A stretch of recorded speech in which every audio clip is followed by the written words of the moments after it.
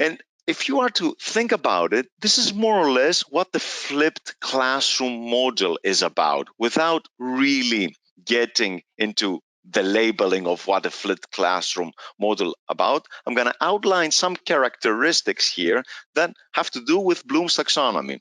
So the flipped classroom, we are more or less familiar with Bloom's taxonomy, and which focuses mainly on extracting information, remembering that information, and comprehension that comes along with the reading comprehension activities.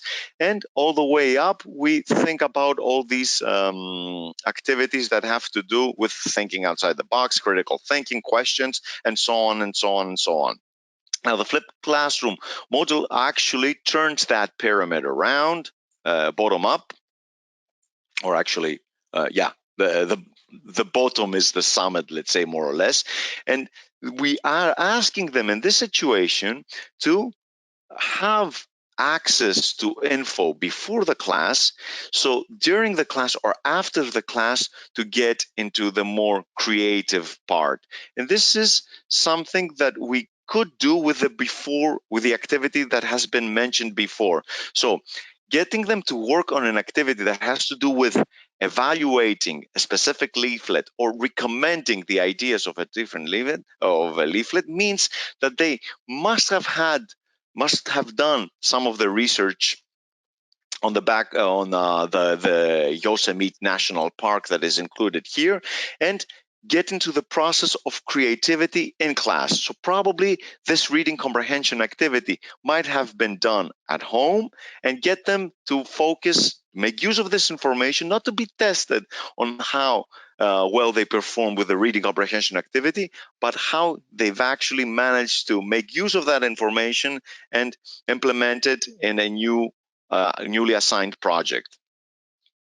Another way of incorporating this flipped classroom model approach is through another reading activity, as you can see here.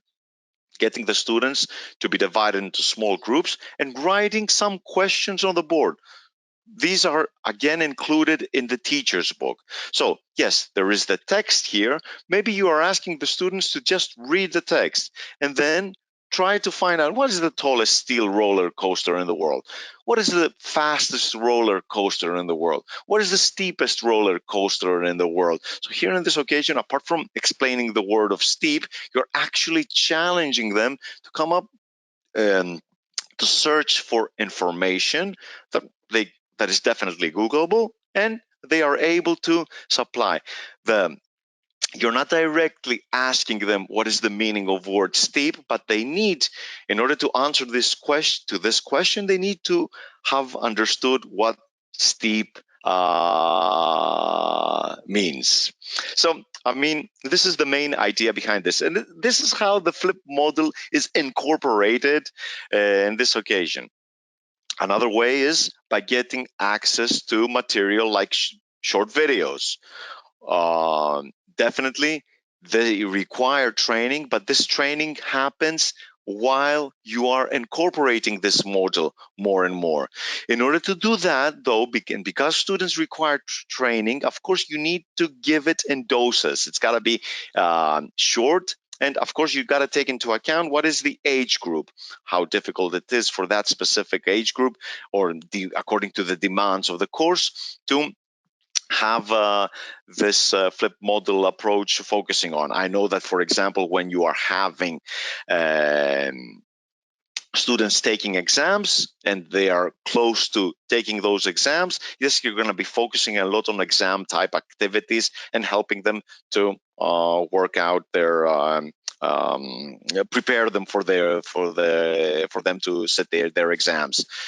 Make them feel responsible for completing tasks. These are all components of the flipped model approach. Starting small, definitely, because you cannot all of a sudden. Students require training.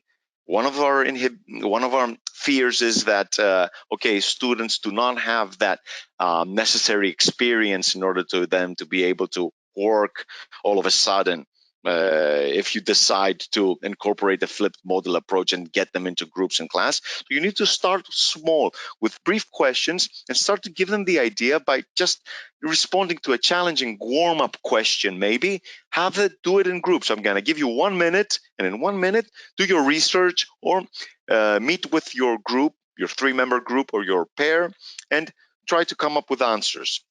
It can be like the Venn diagram, like our colleague mentioned here, Clark mentioned here, that can be incorporated. There are so many ways that you can actually have it step by step incorporated in class.